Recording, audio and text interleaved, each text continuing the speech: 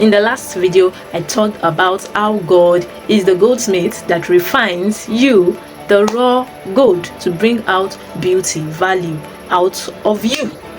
And that beauty and value is resident. He created you with it. So it just works on you to bring it out.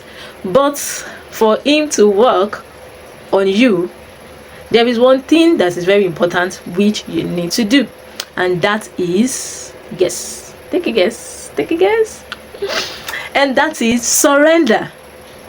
Surrendering is what makes eba out of Gary. The Gary has to enter the hot water, allow itself to be turned over and over before we can get eba that we eat. So for you, as the raw gold, what you need to do is to surrender to the goldsmith. If the raw gold says, oh, I'm fine by myself, even if no one sees the value, I just know I'm valuable and that is fine, the goldsmith will not be able to do anything with that raw gold. The gold has to be in a mode of surrendering so that the goldsmith now can take it, treat it with the fire, with the heat that it needs to be refined and every other thing, and beat it. It has to be malleable, to be molded into beautiful things that people can see and admire, and will make the goldsmith actually happy, like, yes, I finished work on top of this matter. I don't know, I'm goofy today, but I'm just excited.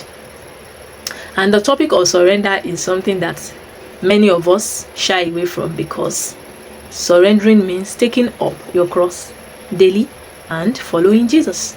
And truthfully speaking, following him, it's not rice and beans. It's like moi moi. Why am I talking in terms of food? There's fasting, oh God, I beg. To surrender means to lay it all down. There was a story of a young man in the Bible who came to meet Jesus and asked Jesus a question: what must he do to be saved? And Jesus said he should do all that is written in the law. And he said, yes, he has done all those, he has fulfilled it. And the last thing, the Bible stated that Jesus looked at him.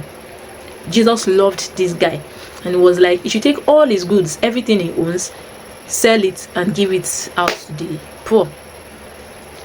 This guy went back sorrowful. He went back sorrowful. And that is the point of surrender. It's easy to sing the song, I surrender all to you, everything I give to you, withholding nothing, withholding nothing. Singing is quite easy, but getting into that action is where the work is. Let's see quickly what the Bible says in Luke chapter 9 verse 23. I'm reading from the scripture. Luke 9:23. It says, then he said to them all, if anyone desires to come after me, let him deny himself and take up his cross daily and follow me. For whoever desires to save his life will lose it, but whoever loses his life for my sake will save it. For what profit is it to a man if he gains the whole world and is himself destroyed or lost? That is surrender. There is no profit for a man to gain the whole world and lose his soul, lose himself or destroy himself. So Jesus is saying, for anybody, any raw material, any raw gold that wants to be made into a beautiful, admirable gold vessel, gold jewelry, you need to surrender. How can we surrender in modern day time? When Jesus was speaking to his disciples here, those disciples had left their work, their career, their fishing boats and fishing nets, they had left it all to follow Jesus. So what more were they to live if he's saying that? In what ways can we actually surrender? Does it mean all of us should stop our work, stop our businesses, stop our career and be staying in church? No. That's not what he's saying. To surrender here means to know what the will of God is and to follow it daily.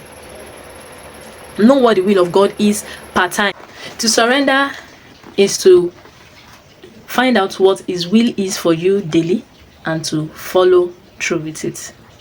If his will is for you to give out your monthly pay, you do it.